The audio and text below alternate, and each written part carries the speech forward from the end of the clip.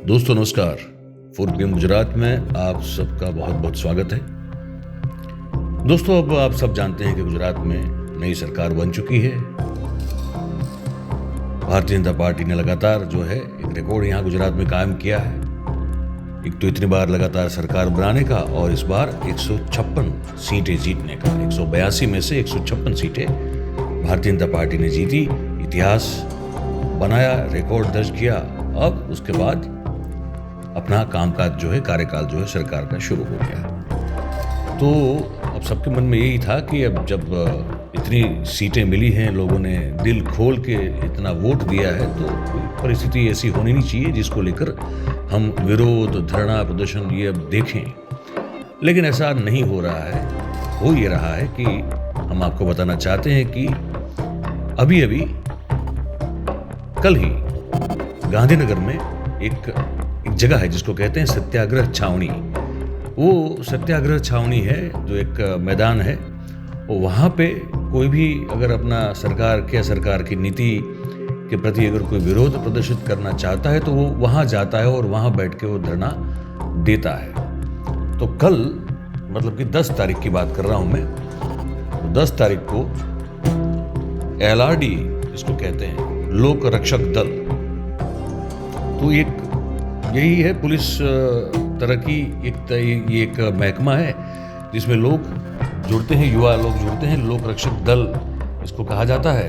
तो उसमें भर्ती जो है प्रक्रिया वो लंबे समय से जो है उसको लेकर भी बहुत सारा विवाद चलता रहा है। तो अब ये पिछले साल जब चुनाव का वर्ष था तब भी ये इशू था, उसके अगले साल भी था, कोरोना काल में भी इतने भीषण सेकंड लहर जो दूसरी वेव चली उसके बाद भी उस समय भी युवा जो थे वो अपने हक को मांग कर रहे थे।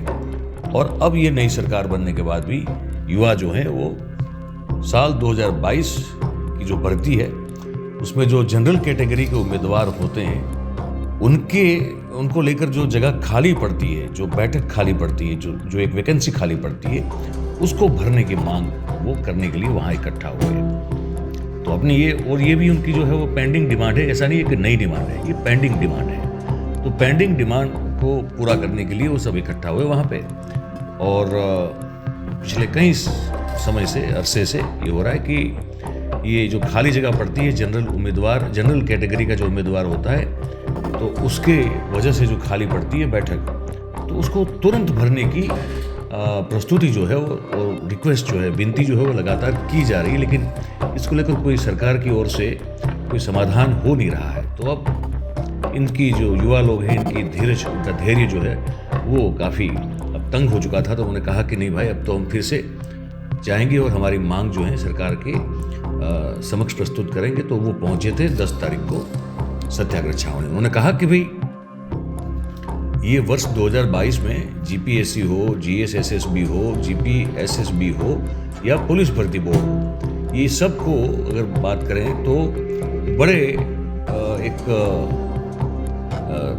तरीके से भर्ती जो है वो उसको लेकर जो है सवाल हुआ है कि जनरल कैटेगरी के उम्मीदवारों की भर्ती को लेकर सवाल हुआ है। तो जैसे भी ये लोक रक्षक भर्ती है तो उसके बोर्ड के द्वारा जो आयोजित भर्ती प्रक्रिया जो चल रही है, तो उसमें बहुत सारे ऐसे जनरल कैटेगरी के उम्मीदवार हैं जो अन्य किसी नौकरी की भर्ती में भी वो पसंद हो चुके हैं। जब वहाँ पसंद हो चुके हैं तो यहाँ इनकी जगह खाली पड़ी है। तो जो खाली पड़ी है जगह, वहाँ तो दूसरे युवाओं को मौका मिलना चाहिए। ठीक है, तो ये एक मांग है और मुझे लगता है कि मांग जो है बड़ी जायज़ है। पर सरकार ने क्या किया? सरकार ने ये किया कि उनको वहाँ डिटेन कर दिया गया, और डिटेन करके जो है उनको वहाँ, आप जानते हैं डिटेन क्या होता है, तो अपनी बात को रखने के लिए जो युवा इकट्ठा हुए थे गुजरात से, उन सबको डिटेन करके वहाँ से हटा दिया गया। और अब बात करते हैं गुजरात की कानून व्यवस्था को लेकर। आप सबको याद होगा, हमने परसों कहा था कि गुजरात के जो गृह राज्य मंत्री हैं हर्ष संघवी साहब, तो उन्होंने एक घोषणा कर दी मीडिया के समक्ष, राजकोट में जब थे वो।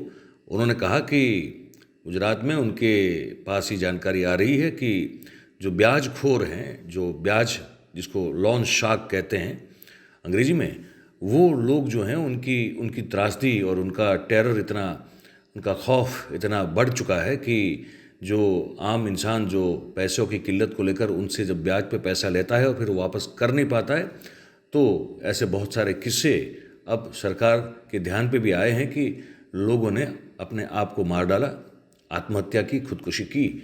और कई किस्से तो ऐसे भी देखने को मिले हैं कि खुद के साथ साथ व्यक्ति ने अपने परिवार की भी जान ले ली हो, सिर्फ इसी वजह से क्योंकि वो ब्याजखोरों की त्रासदी से, उनके टॉर्चर से अपना जीने का जो रुचि है, रस है, वही खो चुके हैं।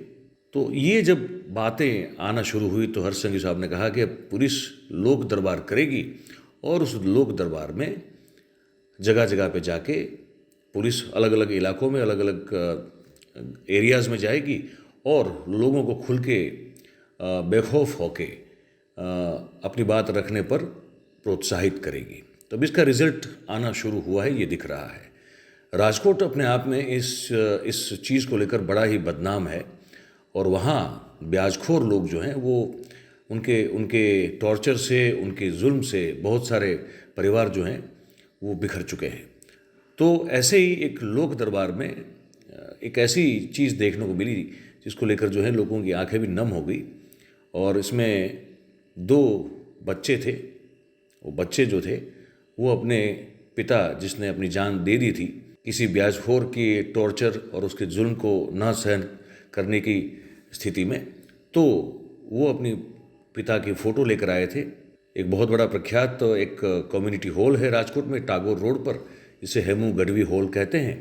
तो वहीं राजकोट शहर पुलिस ने एक लोक दरबार की व्यवस्था की थी, उसका आयोजन किया था। तो वहाँ पे सीनियर सिटीजन भी बहुत सारे वहाँ पे पहुँचे थे। बहुत सारे जो मध्यम वर्गीय, निम्न मध्यम वर्गीय लोग हैं जो इस ब्याजखोरी से पीड़ित हैं, वो भी पहुँचे थे। और साथ साथ इसमें ये भी एक बात रखी गई सीनियर पुलिस अफसरों के प्रति, उनके समक्ष, कि भाई ये सब तो ठीक है लेकिन पुलिस का भी इसमें एक डूबियस रोल है, क्योंकि जो भी ब्याजखोर जो इस तरह का इतना बड़ा ब्याज, मतलब 10%, 15%, 20% ब्याज जो वसूल करते हैं, तो ये कहीं ना कहीं पुलिस फोर्स के कुछ लोगों की उसमें एक अनुमति या तो गुप्त रूप से आशीर्वाद प्राप्त होता है, तभी इस तरह से कर पाते हैं। तो इसके लिए पुलिस को भी अपने गिरेबान में इस तकलीफ़ को दूर करने के लिए झांकना पड़ेगा। तो राजकोट के आजी डैम का इलाका है, वहाँ पे रामेश्वर पार्क 2 में एक फ्रूट्स का, फलों का व्यापार करने वाले एक मनोज भाई बैठा थे। उन्होंने 7 महीना पहले जहर पी के आत्महत्या कर ली। और उसके पीछे भी यही कारण था कि जिनसे उन्होंने पैसे लिए थे, उन लोगों ने उन पर इतना टॉर्चर किया, मानसिक रूप से इतना उनको परेशान किया कि उनको जहर खाकर अपनी जान देनी पड़ी। तो इनके खिलाफ जो लोग ने मजबूर किया था, ब्याजखोरों ने, उनके खिलाफ कार्रवाई तो हुई, लेकिन 4 लोगों के खिलाफ कार्रवाई हुई, FIR रजिस्टर हुई, पर इसके बाद ये लोग ज़मानत पे छूट गए। और छूटने के बाद फिर से उसी व्यक्ति के परिवार के पास वो गए जिसने अपनी जान दे दी थी, और उस परिवार के पास जाकर उन्होंने धमकाया, डराया, और वही मांग जो पैसों की वो उस व्यक्ति से करते थे, मनोज भाई से, वही मांग इन्होंने इस परिवार से करना शुरू कर दिया। तो ये सब इस तरह की चीज़ें आ रही है वहाँ पे। पर सूरत में भी बहुत सारी घटनाएं ऐसी नज़र में आ रही है, बड़ौदा में भी आ रही है, और अहमदाबाद तो बिल्कुल है ही है। तो अब पुलिस ने ये एक इनिशिएटिव लेना शुरू किया है और लोग जो हैं खुल के आ भी रहे हैं। तो आशा करते हैं कि ये जो मुहिम है वो एक प्रचार और प्रसार का सिर्फ जरिया न बन के सही में जो ब्याजखोरों से पीड़ित गुजरात के लोग हैं उनको न्याय दिलाने में, और उनको उनकी जो त्रासदी है ब्याजखोरों की, उनका जो टेरर है, उससे मुक्ति दिलाने में ये मुहिम जो है वो कामयाब रहे। 4 PM गुजरात देखने के लिए आपका बहुत बहुत धन्यवाद।